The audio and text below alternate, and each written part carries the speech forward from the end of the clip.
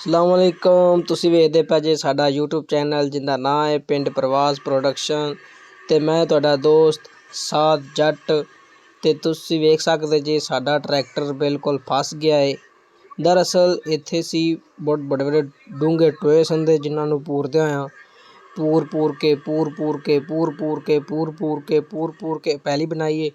ਤੇ ਇੱਕ ਜਗ੍ਹਾ ਤੋਂ ਪਿੱਛੇ ਟੋਇਆ ਦਿਸਦਾ ਪਿਆ ਤੁਹਾਨੂੰ ਤੇ ਇਹ ਟੋਏ 'ਚ ਪਾਣੀ ਖਲਾ ਸੀ ਤੇ ਟਰੈਕਟਰ ਵਿਚਾਰਾ ਬੈਕ ਲੱਗ ਤੇ ਇਹ ਜਿਹੜਾ ਰੇਤਾ ਢਾਲ ਕੇ ਵਿੱਚ ਕਰਦਾ ਪਿਆ ਸੀ ਤੇ ਵਿਚਾਰਾ ਫਸ ਗਿਆ।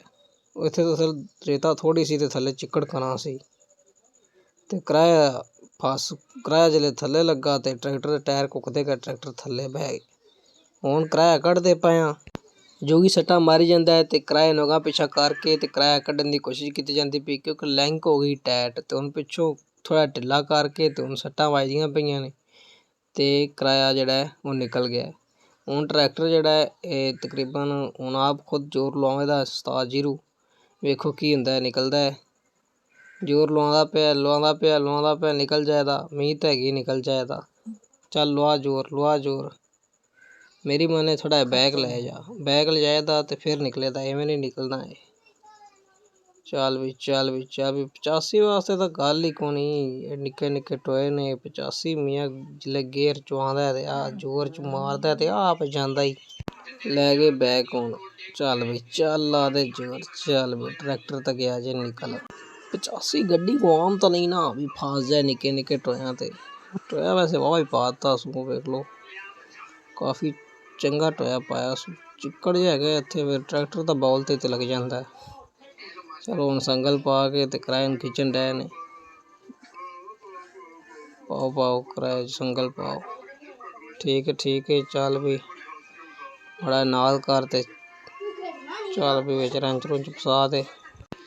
ਕਿਰਾਇਆ ਪਾਇਆ ਜਾ ਰਿਹਾ ਹੈ ਤੇ ਕਿਰਾਏ ਨੂੰ ਬਾਹਰ ਕੱਢੂ ਨਹੀਂ। ਹੁਣ ਕਿਰਾਇਆ ਕੱਢ ਕੇ ਤੇ ਫਿਰ ਅਗਾ ਕੰਮ ਜਾਰੀ ਰੱਖਣ ਤੇ ਆਪਦਾ। ਚੱਲ ਵੀ ਲਾ ਦੇ ਜ਼ੋਰ ਉਸਤਾਦ ਜੀਰੂ ਤੇ ਕੱਢ ਤੇ ਪਰਾਂ ਮਾਰ। ਚੱਲ ਬਈ ਇੱਥੇ ਨਿਕਲ ਗਿਆ ਹੀ। ਇੱਧਰ ਉਸਤਾਦ ਅਸਲਮ ਸ਼ਾਹ ਬੁਖਾਰੀ ਸਾਹਿਬ ਬਾਬਾ ਜੀ ਲੱਗੇ ਨੇ ਆਪ ਹੀ ਟੋਇਆ ਪੂਰਨ। ਚੱਲ ਬਈ ਕਿਰਾਇਆ ਪਾ ਦਿਓ। ਆਹ ਟੋਇਆ ਐਡਾ ਕੁ ਜਿਹੜਾ ਪਰਿੰਦਾ ਹੀ ਨਹੀਂ ਪਿਆ, ਝਟੇ ਟਰੈਕਟਰ ਇੱਥੇ ਫਸ ਜਾਂਦਾ।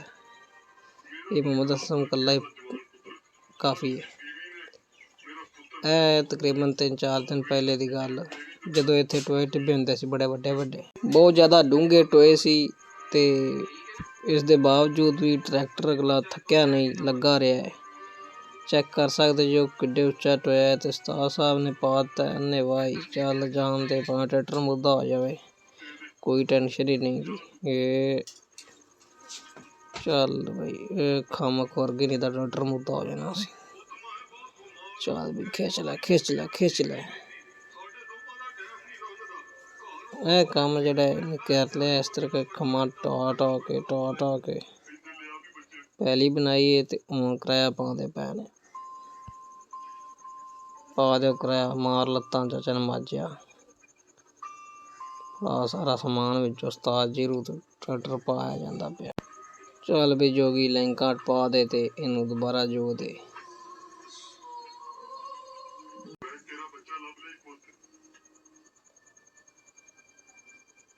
ਚੱਲ ਬਈ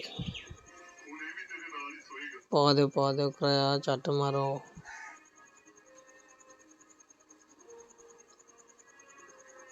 ਇਹ ਨਿਸ਼ਾਨੇ ਤੇ ਲਿਆ ਤੇ ਚੱਲ ਪਾ ਦਿੱਤਾ ਇਹਨੇ। ਚੱਲ ਬਈ ਇਸ ਤਰ੍ਹਾਂ ਬੈਗ ਲੱਗਦੇ ਪੈਸੇ ਕਿਰਾਏ ਜਿਵੇਂ ਹੁਣ ਇਸ ਤਰ੍ਹਾਂ ਲਾਉਣ ਲੱਗਾ ਹੈ।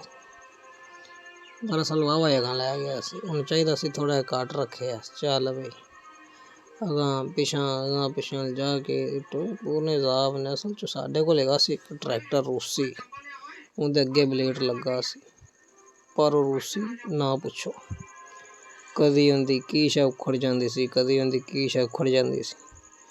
ਪਰ 85 ਫਿਰ 85 ਹੈ। 2 ਡਰਮ ਤੇਲ ਦੇ ਪੀ ਗਿਆ ਤੇ 3 ਕਿੱਲੇ ਪੈਲੀ ਸਿੱਧੀ ਕੀਤੀ ਸੀ।